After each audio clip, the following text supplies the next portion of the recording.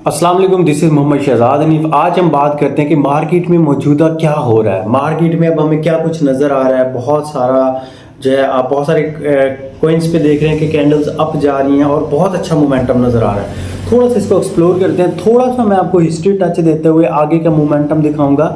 Basically हुआ क्या कि पिछले कुछ महीनों से हम मार्केट को जिस पोजीशंस पे देख रहे थे, मार्केट हमें 2-3 महीनों से नीचे आते हुए दिखाई दे रही थी। उसके पीछे जो लॉजिक्स थी, जो रीजनिंग थी, हमने देखा कि अगर मैं आपको यहीं पे डायरेक्टली चार्ट पे लिए चलो, आप ट्रेडिंग व्यू पे जाके देखेंगे। लेट्स सपोज मैं एक कोइन EN/USDT का चार्ट ओपन करता हूँ।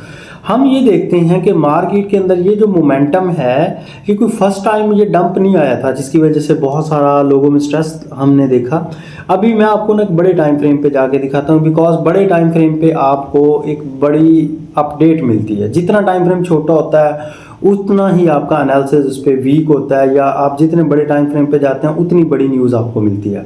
अभी हम बड़े टाइम फ्रेम पे यहाँ बैठे हैं, आप यहाँ पे इजीली देख सकते हैं कि मार्केट इस तरह से एक मोमेंटम के साथ मूव कर रही है। ठीक है, यहाँ पर आपको मंथली रिपोर्ट भी नज़र आ रही होती है। नीचे आपको मंथ शो हो रहे हैं, जैसे ये जुलाई है, उसके बाद यहाँ पर मतलब अभी इसने इसको क्वार्टरली डिवाइड किया हुआ है। 6 मंथ के पीरियड्स पे आपको मार्केट दिखा रही है। ये देखिए पहले क्या हुआ, मार्केट कुछ महीने लगातार नीचे आती है, फिर कुछ महीने ऊपर चली जाती है, फिर कुछ महीने लगातार मार्केट नीचे आती है और उसके बाद फिर ऊपर जाती है। अभी रिसेंटली क्या हुआ, ये दोबारा डंप आया, जो कि सितंबर में नॉर्मली हमें ये डंप देखने में मिला। इसके पीछे बहुत सारी रीजंस थी।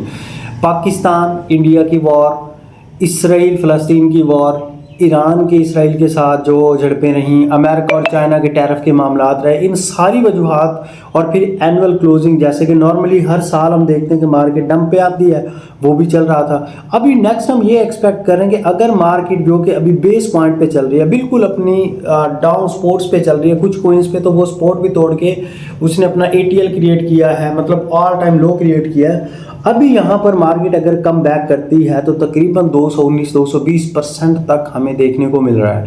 अगले 2-3 महीनों के अंदर, अगले तकरीबन आप मार्च अप्रैल तक कह सकते हैं कि मार्केट अगर इसी मोमेंटम से मूव करती है तो आपको 220% तक का प्रॉफिट ENA पे देखने को मिल रहा है। वो भी अगर वो अपनी लास्ट जो उसने रेजिस्टेंस क्रिएट किया वहाँ तक जाती है। अगर अपनी हायर रेजिस्टेंस तक जाती है तो फिर तो ये बहुत बड़ा मार्जिन है।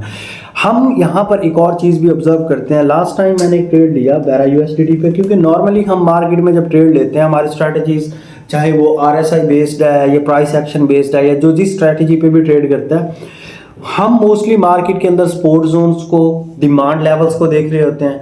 उसके साथ साथ हम इसका कुछ इंडिकेटर जिसमें रिलेटिव स्ट्रेंथ इंडेक्स और इस तरह के इंडिकेटर्स को आप देख रहे होते हैं। अभी मैंने BARA/USDT का एक जो है चार्ट ओपन किया हुआ है 4 आवर टाइम फ्रेम पे।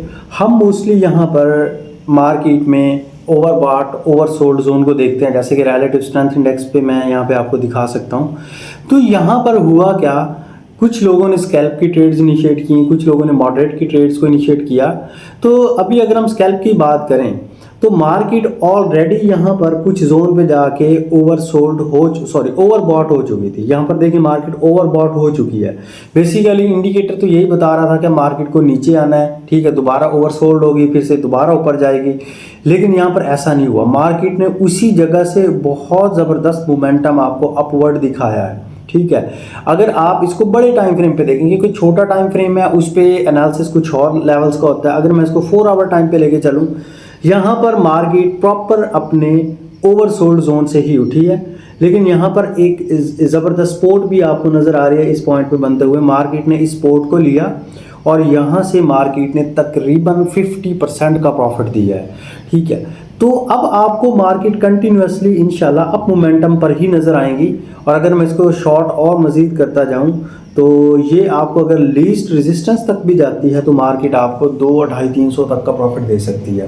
तो इसलिए अभी कुछ दिनों में आपको ऐसा लगेगा कि आप बाय भी नहीं कर पाएंगे, आपको बाइंग का मौका भी नहीं मिलेगा। बिकॉज हम लास्ट टाइम देख रहे थे कि मार्केट डाउन आती है, हम समझते हैं कि बहुत डाउन आ गई है, इंडिकेटर्स भी बताते हैं कि यहाँ से मार्केट ने अब ऊपर जाना है, ओवरसोल्ड हो चुका है, लेकिन मार्केट स्टिल मजीद डाउन मूव कर जाती थी।